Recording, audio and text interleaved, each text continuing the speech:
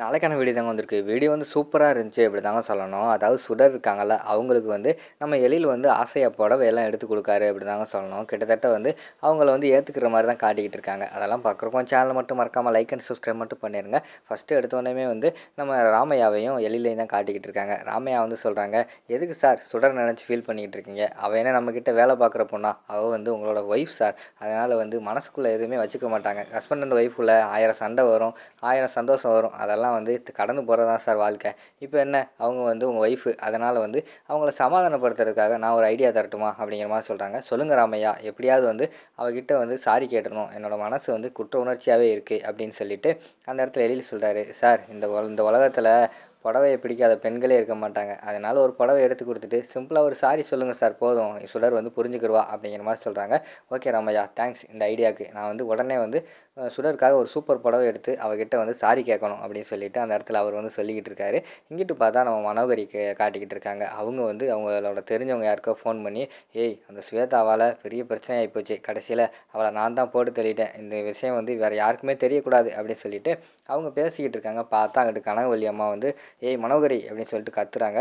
மனோகரிக்கு வந்து பயங்கரமான ஷாக் ஆயிடுது. ஐயையோ இந்த கிழவி வந்து நம்ம பேசுனதெல்லாம் கேட்டுட்டாலோ அப்படின்னு சொல்லிட்டு மனசுக்குள்ளே பதக்குன்னு நினச்சிக்கிட்டே இருக்காங்க. டக்குன்னு வந்துட்டு, என்ன ஏதோ வந்து ஸ்வேதா அப்படின்னு பேசிக்கிட்டு இருந்தேன் அப்படிங்கிற மாதிரி சொல்கிறாங்க. ஆமாம் ஆண்டி, ஸ்வேதாவை பற்றி தான் பேசிக்கிட்டு இருந்தேன். என் ஃப்ரெண்டு ஒருத்தி கால் பண்ணியிருந்தா, நம்ம வீட்டில் ஒருத்தி வந்து இப்படி ஏமாற்றிட்டு போயிட்டான்னு சொன்னோடனையும் அவளே ஷாக் ஆகிட்டா அப்படிங்கிற மாதிரி சொல்லிக்கிட்டு இருக்காங்க. ஓ அப்படியா? ஆமாம், நானே இன்னும் அந்த ஷாக்லேருந்து வெளியில் வரவே இல்லை. நம்ம யாருக்குமே வந்து அது டவுட் வரல பார்த்துக்கோமே. அப்படி டவுட் வராமல் கச்சிதமாக நடிச்சிருக்கா அப்படிங்கிற மாதிரி சொல்லிகிட்டு இருக்காங்க. அந்த இடத்துல வந்து சுடர் வந்து வராங்க. அம்மாடி சுடர் இங்கே வாமா அப்படின்னு சொல்லிட்டு கூப்பிட்றாங்க. சுடர் வந்து பக்கத்தில் வந்தோடனையும், நம்ம சுடர் மட்டும் இல்லைன்னா இந்நேரம் என்ன ஆயிருக்குமோ, அஞ்சலி வந்து நம்ம உயிரோடவே பார்த்துருக்க முடியாது. சுடர் உனக்காக வந்து இந்த குடும்பமே வந்து உனக்கு காலகாலத்துக்கு வந்து தலை வணங்கணும், நன்றி சொல்லணும் அப்படிங்கிற மாதிரி சொல்லிகிட்டு இருக்காங்க. என்னம்மா இப்படியெல்லாம் சொல்லிக்கிட்டு இருக்கீங்க? அதெல்லாம் ஒன்றும் தேவையே கிடையாது. நான் உங்கள் வீட்டில் வந்து உங்கள் குடும்பத்தோடு சேர்ந்ததுக்கு நான் தான் உங்களுக்கு வந்து கடமைப்பட்டிருக்கேன் அப்படிங்கிற மாதிரி சொல்லிக்கிட்டு இருக்காங்க. அது இருக்கட்டும்மா சுடர், எப்படிம்மா கண்டுபிடிச்ச அந்த ஸ்வேதா வந்து ஒரு கொலகாரி, அவள் வந்து இந்துவோட தங்கச்சியே கிடையாது அப்படின்னு சொல்லிட்டு உனக்கு எப்படி தெரிஞ்சு? எங்களால் யாராலையுமே கண்டுபிடிக்க முடியல. ஏம்மா செல்வி, உனக்காக கண்டுபிடிக்க முடிஞ்சா அப்படிங்கிற மாதிரி கேட்குறாங்க.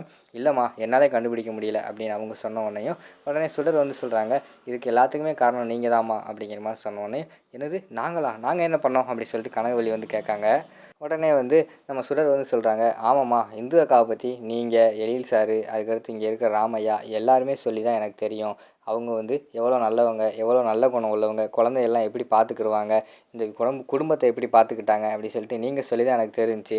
அது மூலயமா வந்து இந்த அக்கா தான் இப்படி குணம் உள்ளவங்க அப்படின்னு சொல்லிட்டு எனக்கு வந்து ஒரு இது இருந்துச்சு. அதை வச்சு பார்க்கும்போது ஸ்வேதா வந்து அதுக்கு ஆப்போசிட்டாக இருந்தால் கண்டிப்பாக இவ வந்து இந்து அக்காவோட தங்கச்சியாக இருக்கிறதுக்கான வாய்ப்பே இல்லை எனக்கு தோணுச்சு. அதனால தான் நான் இப்படி செஞ்சேன் அப்படிங்கிற மாதிரி சொல்கிறாங்க.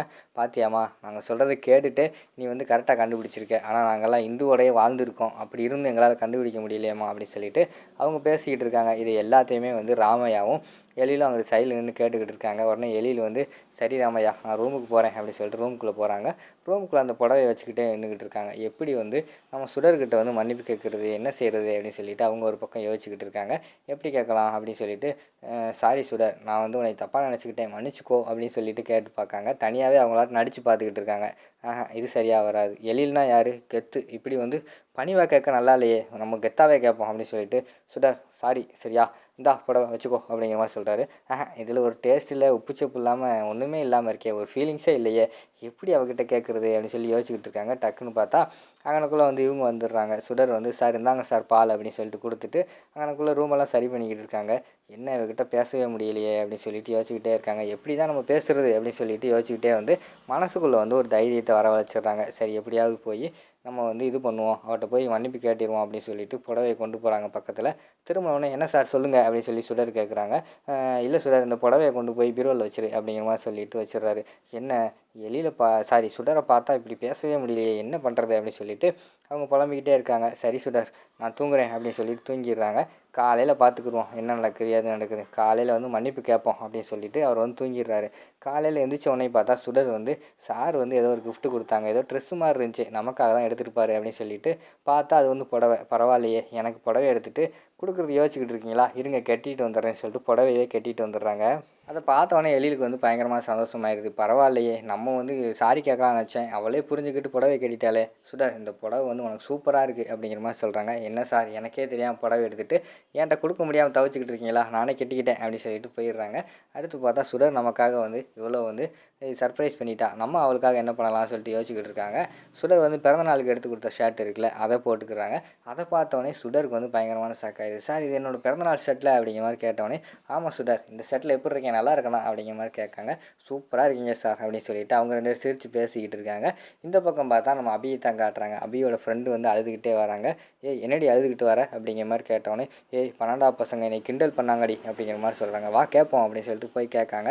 ஏய் எதுக்கு எங்கள கிண்டல் பண்றீங்க? அப்படிங்கிற மாரி கேட்டோனே, ஏய் நாங்க 12 நீங்க 8 ஒழுங்கா என்கிட்ட வந்து பேசுறதே தப்பு. ஒழுங்கா ஓடு அப்படின்னு சொல்லிட்டு அந்த பசங்க வந்து திமிரா பேசுறாங்க. இருங்க டீச்சர்கிட்ட சொல்றேன் அப்படின்னு சொல்லிட்டு டீச்சரை கூப்பிட போறாங்க. அதுக்குள்ள டீச்சரே வந்துடுறாங்க. ஏய் அபி என்னாச்சு? எதுக்கு எடுத்தாலும் பிரச்சனைங்கிட்டு இருக்கே. என்ன உங்க அப்பா கால் பண்ணு ஃபர்ஸ்ட் நீ அப்படிங்கிற மாரி சொல்லிடுறாங்க. அவங்க கால் பண்ணுறாங்க. எழில் வந்து ஃபோன் எடுக்கல. மேடம் எங்கள் அப்பா வந்து ஃபோன் எடுக்கலை அப்படின்னு சொல்கிறாங்க. உங்கள் அப்பாவுக்கு தான் கால் பண்ணையா வேறு யாருக்கு கால் பண்ணையா அப்படிங்கிற மாதிரி கேட்டோடனே எங்கள் அப்பாவுக்கு தான் சார் அப்படிங்கிற மாதிரி சொல்லிகிட்டு இருக்காங்க. சரி நீ வா பிரின்ஸ்பலை வா அப்படின்னு சொல்லிட்டு பிரின்ஸ்பலை போய் பார்க்காங்க. மேடம் இவ ரொம்ப டார்ச்சர் பண்ணிக்கிட்டு இருக்கா அப்படிங்கிற மாதிரி சொன்னோடனே என்ன பி என்ன சேட்டை பண்ணிக்கிட்டு இருக்க அப்படிங்கிற மாதிரி சொல்கிறாங்க. இல்லை மேடம் நான் ஒன்றும் பண்ணலை அப்படிங்கிற மாதிரி சொல்லிக்கிட்டு இருக்காங்க. ஏய் இதான் உனக்கு கடைசி வார்னிங் ஒழுங்காக போய் படிக்கிற வழியை பாரு பெரிய பசங்கக்கிட்ட உனக்கு என்ன வேலை அப்படின்னு சொல்லிட்டு பிரின்ஸ்பல் வந்து திட்டி அனுப்பிடுறாங்க. அடுத்து பார்த்தா அந்த பசங்க வந்து ஏய் அவமானப்பட்டுட்டாடா அப்படின்னு சொல்லிட்டு அபியை பார்த்து கிண்டல் பண்ணிக்கிட்டே வந்து போகிற மாதிரி காட்டுறாங்க. அபி வந்து பயங்கரமான கடுப்பில் இருக்கிற மாதிரி காட்டுறாங்க. அதோட பார்த்துக்கிட்டிங்கன்னா இந்த எபிசோடு வந்து முடிச்சிடுறாங்க.